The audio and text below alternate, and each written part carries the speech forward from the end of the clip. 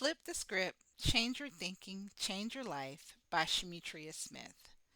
Chapter 7, Forgiveness. Quote, True forgiveness is when you can say, Thank you for the experience, by Oprah Winfrey.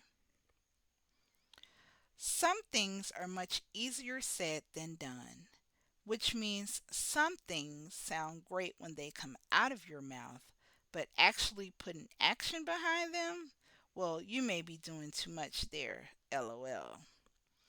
It took me a while to even write this chapter because I stand firm behind the words I say.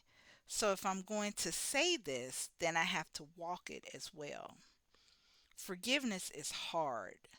It's hard because it's personal. When people hurt you, when people do you wrong, when people disrupt your peace, your joy, then it is hard to say, you know what? I forgive you. I heard a message tonight, and the messenger of God spoke about grace and mercy towards someone that you did wrong. He said that forgiveness is at the forefront of how we move, how we live, how we pray, how we extend grace and mercy. And it made me question myself to ask, no, let me clarify that and be honest. It made me acknowledge the fact that yes, there are people in my life that I have yet to forgive. To me, the justification is the level of maliciousness, intent, and trifleness that was afflicted upon me. And as he was praying, I was praying. I was asking God to show me those I have allowed to stand in the way of my grace and mercy by my silent, unrelenting act to forgive. I went from my knees to the ground as God uncovered me, exposed me. And it was then and there, as He allowed the unspoken grudge to come to mind, I allowed forgiveness to wash over me. I asked God to forgive me as I openly forgave others for the acts of injustice done to me. I thank God for allowing me to have the opportunity to have this moment, for I wasn't on my deathbed or in a hospital bed, but in an environment where I am free, free to move forward, free to keep pressing toward my goals, free to flip the script and move with intention. Some of us may be thinking that maybe there should be some exceptions to this rule on a case by case basis, perhaps. Or the hurt inflicting upon you is not worth the level where forgiveness is even an option in the situation. Well, I'm here to tell you there is forgiveness in everything, in everyone, in every situation, in every bone. Forgiveness extends to everything, everything, and trust.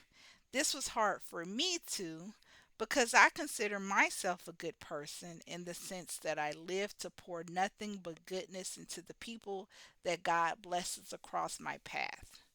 And as I walk with the thought and notion that because I spread it, if you are around me in my closeness, those actions would be reciprocated. But life has shown me that this is not the case. And life has shown me just how menacing selfish acts can be in the name of love wrapped in hurt and pain. Scenarios of mistrust that I can prove my case and why forgiveness would be justified in not giving. But in all honesty, it doesn't really matter. Unforgiveness is doing to us what bad intention people do to other people, inflict pain. Hurt people hurt people. So if you are hurting inside because you are not forgiving, you are hurting yourself. You block grace and mercy to flow down to you. Yes, it will come. And yes, it might even be plentiful and abundant.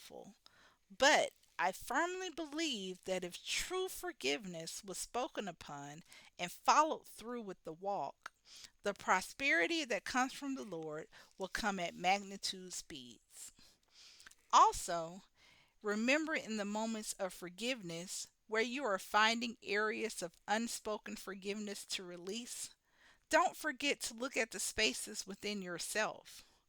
Move, think, and pray with the intention of giving yourself grace, mercy, and forgiveness for not the best choices, ideas, thoughts, or actions.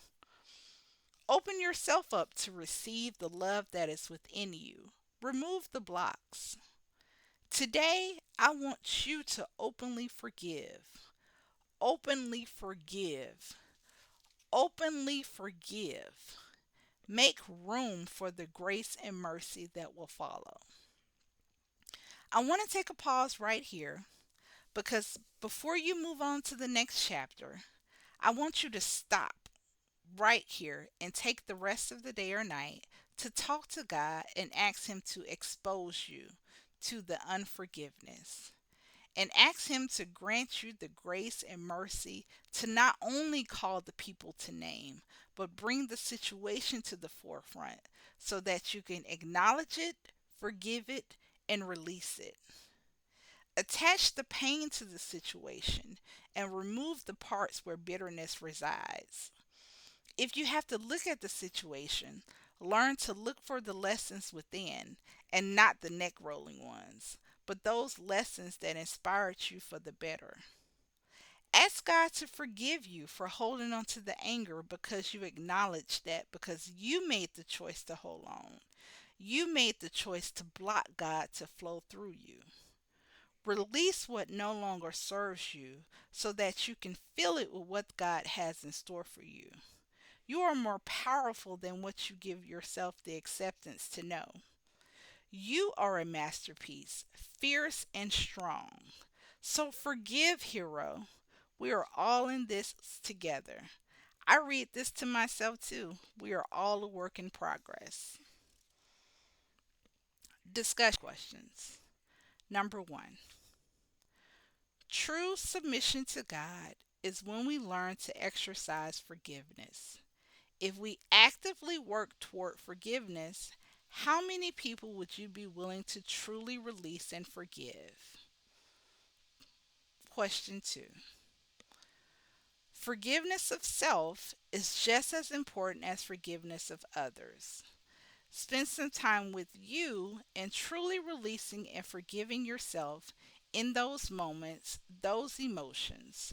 Truly release that space that you have been holding against you.